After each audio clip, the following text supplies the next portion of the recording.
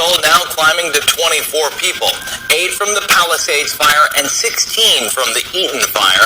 At least 16 people are missing, with countless injuries being reported. There's good news. Firefighters are closer to containing the Hearst fire.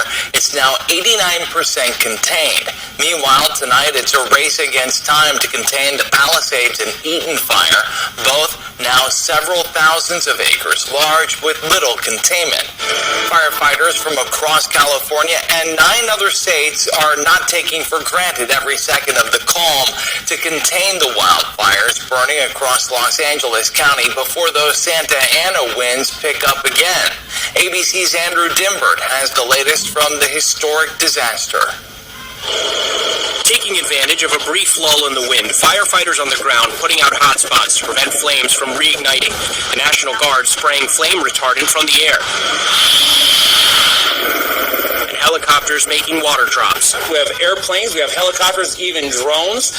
We're dropping retardant, we're dropping water everywhere we can, again, to secure that edge all around the fire. The dangerous conditions have put more than 8 million under critical fire risk. The vegetation is still very, very dry, so that leaves a recipe to produce some very critical fire weather conditions, and therefore that's why we do have the red flag in effect till 6 o'clock Wednesday evening. The toll of what has already happened in Los Angeles County is unimaginable.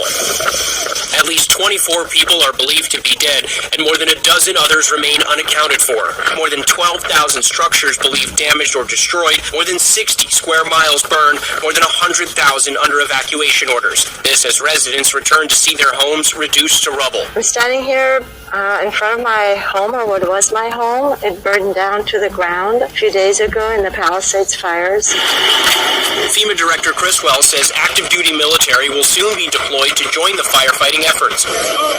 Mexico has sent more than 70 firefighters and emergency personnel to California to help, and a team from Canada is due to arrive in Los Angeles on Monday. Andrew Dimbert, ABC News, New York.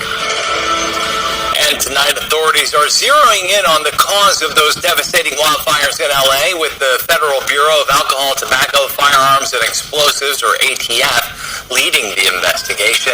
The ATF formed a special task force comprised of local, state, and federal investigators. They're interviewing residents and searching for clues about how the Pacific Palisades and Eaton fires started. Task force is made up of local, state, and federal partners designed to investigate the cause of these fires and to see if there's any connection between them. Most wildfires in the U.S. are caused by humans, whether accidental or intentional, and authorities are looking into whether electrical equipment may have contributed to the fires. Southern California Edison has filed safety reports related to the incidents. And for continued coverage of the wildfires, you can head over to ABC 10 Plus, the ABC 10 Plus TV streaming app.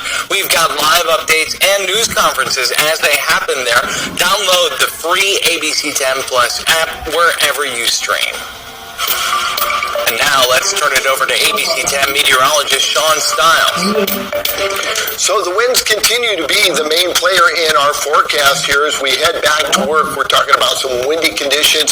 Gusts out of the northwest could be 30 plus miles per hour. So if you've got any items out on your patios or just around your house, maybe now would be the time to bring them in before we get those wind gusts and possibly picking them up. As far as those gusts, check this out. Look at Santa Rosa and Clear Lake, 31 and 32 miles per hour in the early morning hours. As we push that around into just before the sun comes up, we'll see those winds continue to build. 36 in Santa Rosa. You head out towards, say, Sacramento, 17. But up in the mountains around Truckee, just 4 miles per hour. So it won't even feel like anything's happening. That's because the high pressure is compressing that air to the surface. Marysville, 18 miles per hour. Elk Grove, northwest at 10 miles per hour. And then eventually those winds start to drop down just a little bit.